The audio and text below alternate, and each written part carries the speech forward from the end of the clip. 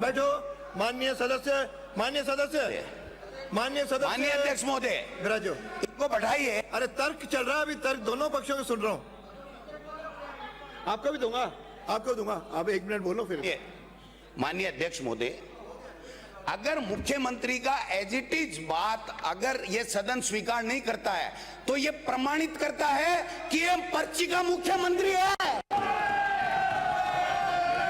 अगर मुख्यमंत्री की बात को भी आप नहीं मानते हो तो फिर पर्ची का मुख्यमंत्री सदन से भागने की भूमिका है, सदन से भागने की भूमिका बांध रहे हैं। इसका आप चर्चा नहीं कर रहे, मैंने उनको अनुमति दी है।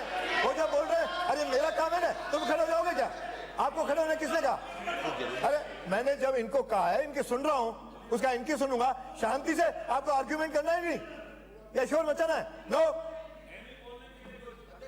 स्पीकर महोदय, अपनी बात माननीय स्पीकर साहब, 1 मिनट में पूरी आप बैठ करके जाओ। बोलना।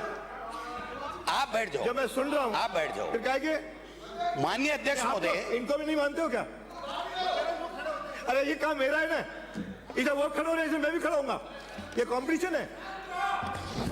माननीय अध्यक्ष महोदय, आपका जो आज की कार्य सूची है उसमें है सरकार के रेट ऑफ द 2 वर्ष प्रगति एवं उत्कर्ष 2024-25-26 के प्रतिवेदन पर चर्चा। अगर मुख्यमंत्री का एक शब्द भी इसके अंदर आ जाए, जब उन्होंने बोला था ये बात, तो आप जो कहो सो करने को तैयार हैं। आपका मुख्यमंत्री अगर बोल रहा है और मुख्यमंत्री हम सबका है, ये सदन का नेता है, अगर मुख्यमंत्री की बात की वैल्यू नहीं है तो फिर आपकी और हमारी क्या वैल्यू है? आप और हम क्यों आए हैं यहाँ पर? बैठिए, बैठिए। आप सोच बोलो, क्या बोलना है? अध्यक्ष महोदय, बोलना।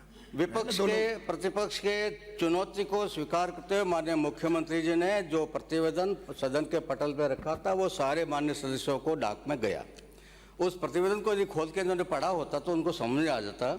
इसका परिशिष्ट 2 पृष्ठ क्रमांक 22 से लेकर 26 तक उसमें लिखा है, वर्तमान सरकार के 2 वर्ष के कार्यकाल की उपलब्धियों की वर्ष 2024 से पूर्व के 5 वर्षों की उपलब्धियों से तुलना। परिशिष्ट 3 वर्तमान सरकार के 2 वर्ष के कार्यकाल की उपलब्धियों की वर्ष 2019 एवं 2020 की 2 वर्ष की उपलब्धियों से तुलना। और क्या चाहिए? ये तो कर रहे हैं, इसी पे चर्चा हो रही है। खुद मुख्यमंत्री जी ने ये कहा कि मैं नेता प्रतिपक्ष की चुनौती स्वीकार करता हूं। हाँ, यही किया। 2 साल बनाम 5 साल, तो वही प्रस्ताव करो ना। फिर 2 साल का क्यों प्रस्ताव कर रहे हो अपना अपना? आप प्रस्ताव वही करो। अब आपको मैदान से भागने का बहाना चाहिए तो कोई नहीं भाग रहा, कोई नहीं भाग रहा। भागते हो आप भाग रहे हो। आप चाहते हो कि इस पे डिबेट नहीं हो। अरे ये बोल आप नहीं चाहते डिबेट हो। जी ये बोल रहे हैं। पढ़ो इसको, पढ़ो। माननीय अध्यक्ष जी, ये लोग नहीं चाहते कि इस पे डिबेट हो और ये यहाँ पूरा हल्ला करके यहाँ से भागना चाहते हैं और उसका जो इल्जाम हम पे लगाना चाहते हैं। मैं चाहता हूँ सदन जो है आप अपने हिसाब से ऑर्डर करें और ये प्रस्ताव लेके आए दोबारा 2 साल और 5 साल का। 15 मिनट बात कर लीजिए और चर्चा कराइए। हम चर्चा कराने के लिए तैयार हैं।